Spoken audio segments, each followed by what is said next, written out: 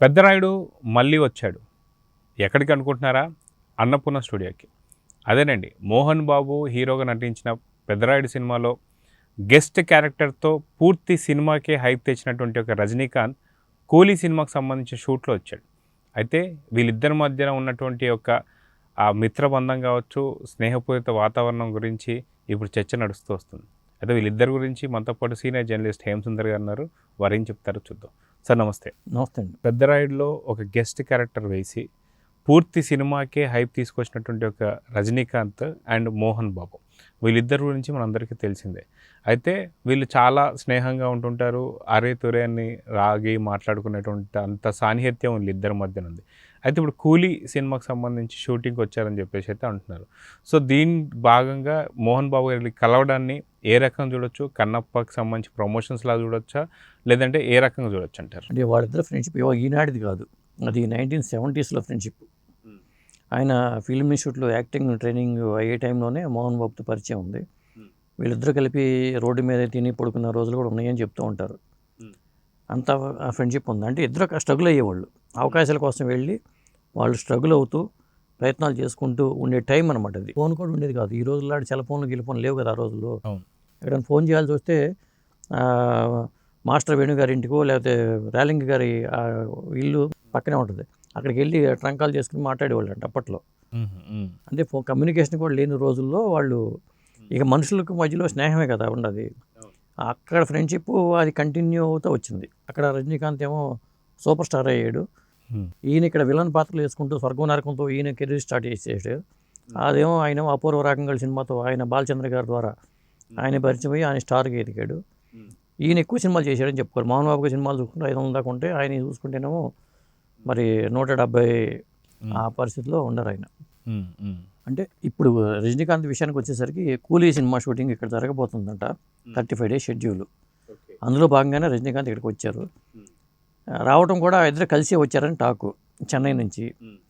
అంటే వరలక్ష్మి శరత్ కుమార్ పెళ్లికి ఇక్కడ బాలకృష్ణ గారు వెళ్ళారు, మోహన్ బాబు కూడా అక్కడికి వెళ్ళటం.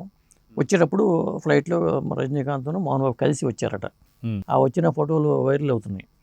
దానికి క్యాప్షన్ అప్పుడు ఇప్పుడు ఎప్పుడు స్నేహమేరా జీవితం అంటూ ఒక క్యాప్షన్ పెట్టడంతో వీళ్ళ ఫ్రెండ్షిప్ మళ్ళీ ఒకసారి వైరల్ అవుతుంది.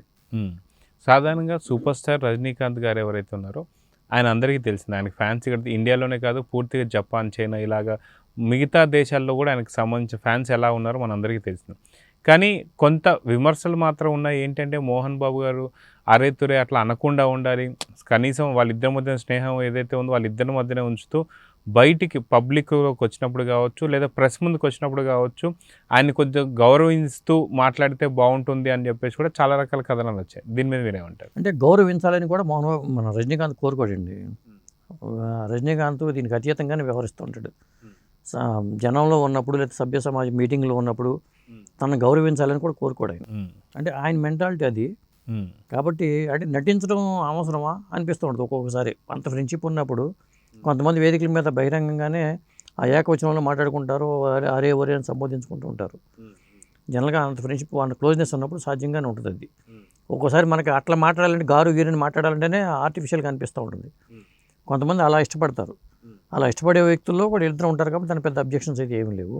అంటే ఒక రకంగా చూసుకుంటే ఖచ్చితంగా ఇది ఏదైతే రజనీకాంత్ గారికి సంబంధించి ఒక మంచి గొప్ప గుణం అని చెప్పేసి అనుకోవచ్చు. కానీ మోహన్ బాబు గారు ఎవరైతే ఉన్నారో, రజనీకాంత్ గారి ఫ్యాన్స్ కావచ్చు, లేకపోతే రజనీకాంత్ గారిని అభిమానించే వాళ్ళు ఎవరైతే ఉన్నారో వాళ్ళు మాత్రం కొంత ఇంత ఇలాగా మరి అంటే సాధారణంగా ఇప్పుడు ఎవరైనా ఇద్దరు మాట్లాడుకుంటున్నారంటే ఒకసారి రెండుసార్లు, కానీ పదే పదే ఆ పదాన్ని సంబోధిస్తూ మాట్లాడడాన్ని కొంత జీర్ణించుకోలేకపోతున్నారు రజనీకాంత్ ఫ్యాన్స్ అని చెప్పేసి అనుకోవచ్చా? అది ఇక అంటే అరే ఓరీల గురించి మనం అంత డీప్గా కూడా అనవసరం అండి. వాళ్ళకి ఫ్రెండ్షిప్ ఉంది అని ఫీల్ అవ్వడు. ఈయన దాన్ని కూడా ఎస్టాబ్లిష్ చేసుకోవడానికి ట్రై చేస్తాడు. తప్పేం లేదు. నాకు ఇంత స్నేహం సాన్నిహిత్యం ఉంది రజనీకాంత్ అని చెప్పుకోవడానికి ఈయన తాపత్రయపడతారు కాబట్టి దాన్ని తప్పడానికి పని అయితే ఏమీ లేదు. పెద్దరాయుడు అంత పెద్ద హిట్ అవడానికి కారణం రజనీకాంత్. ఆ కథ రైట్స్ తీసుకోవడం, ఆ తర్వాత దాంట్లో శరత్ కుమార్ చేసిన పాత్ర అనుకుంటుంది రజనీకాంత్ చేయటం జరిగింది. తమిళ్లో శరత్ కుమార్ చేసిన పాత్ర ఇక్కడ రజనీకాంత్ చేయటం అనేది జరిగింది. అది పెద్ద హిట్ అయింది. అది ఏమి ఆశించకుండా చేశాడు, ఫ్రెండ్ కోసం చేశాడు అని చెప్పుకోవచ్చు. అలాగే రాయుడు అనే సినిమా వచ్చింది. రాయుడు అనే సినిమా కూడా రజనీకాంత్ సలహా మీదే మోహన్ బాబు చేశాడు. అట్లా అంటే సినిమాల పరంగా కూడా ఉమ్, వీళ్ళ ఫ్రెండ్స్ పట్ల కొనసాగుతూ వచ్చింది కాబట్టి మనం అది వేరే విషయం. ఇక ఈ ప్రస్తుతానికి కూలీ సినిమా విషయానికి వచ్చేసరికి అది 35 రోజుల షెడ్యూల్. కూలీ ఎప్పుడు స్టార్ట్ అవుతుంది అనుకుంటున్నారు కాబట్టి ఈ రోజు నుంచే స్టార్ట్ అవుతుందట. ఓకే. కూలీ 35 రోజుల పాటు రజనీకాంత్ ఇక్కడే ఉంటాడని సమాచారం. అంటే దాంట్లో సత్యరాజు, శృతి హాసన్, అనిరుద్ధ్ రవిచంద్రన్ మ్యూజిక్, ఇంకా ఎవరెవరు ఉంటారో ఆర్టిస్టులు తెలియదు, విలన్ ఎవరు ఏంటనే తెలియదు. కాబట్టి లోకేష్ కనకరాజు మనకు తెలిసిందే లియో తర్వాత చేస్తున్న సినిమాగా మంచి హైప్ అయితే ఉంది ఈ సినిమా మీద. అయితే చాలా కాలంగా మంచు ఫ్యామిలీకి సరైన హిట్ లేదు. అతి తొందరలో కన్నప్ప కూడా రాబోతుంది. అయితే ఇలాంటి టైంలో ఇంకొక కొంత డౌట్స్ కూడా వచ్చే అవకాశం ఉంది. ఏంటి అంటే కూలీ సినిమాలో విలన్గా కావచ్చు, లేదంటే ఒక నెగిటివ్ షేడ్లో మోహన్ బాబు గారు కనిపించబోతున్నారా, అవకాశం ఉందా అంటే ఏం చెప్తారు? వాళ్ళు అడిగితే కంపల్సరీగా మోహన్ బాబు చేస్తాడు. ఎందుకంటే లోకేష్ కనకరాజుకి రిక్వైర్మెంట్ ఉంటే ఆటోమేటిక్గా మోహన్ బాబు నటించడం పెద్ద విషయం ఏం కాదు. కాబట్టి రజనీకాంత్ గారు సిఫార్సు చేయొచ్చు, ఫ్రెండే కాబట్టి రజనీకాంత్ ఒక మాట అంటే దాంట్లో యాక్ట్ చేస్తాడు, అనుమానం ఏం లేదు. లేదా ఈయనే అడగొచ్చు, ఎరా నీ సినిమాలో నాకు ఒక క్యారెక్టర్ ఇవ్వచ్చు కదా ఈ కూలీలో అని చెప్పి అనొచ్చు. అట్లా కూడా అడిగి చేయొచ్చు.